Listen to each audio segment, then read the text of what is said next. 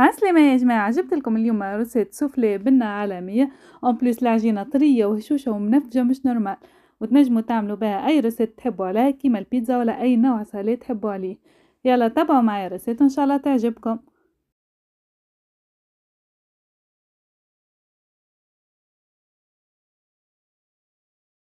اول حاجة خذيت 100 مليلتر ماء وزدت عليها 100 مليلتر حليب ودفيتهم شوية في الميكرووند.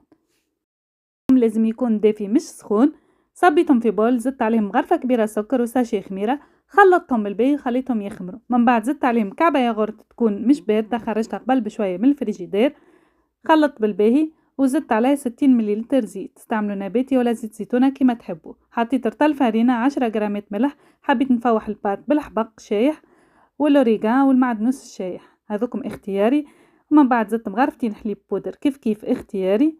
تعجنت شوية وزدت عليها مغرفة كبيرة زبدة وعجنتها بالباهي، دهنتها بالزيت وخليتها تخمر.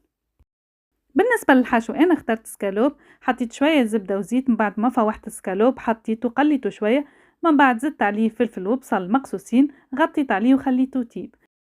كنت تنجموا تعملوا بالطن. تفاح دجاج تنخليه لكم تحت الفيديو. وبالنسبة للعجينة راني قسمتها كل كعبورة توزن 100 جرام، حليتهم بالكعبة وحطيت شوية صوص طماط وشوية هريسة، اسكالوب اللي طيبته، عظم مسموط، لي فروماج وزيتون.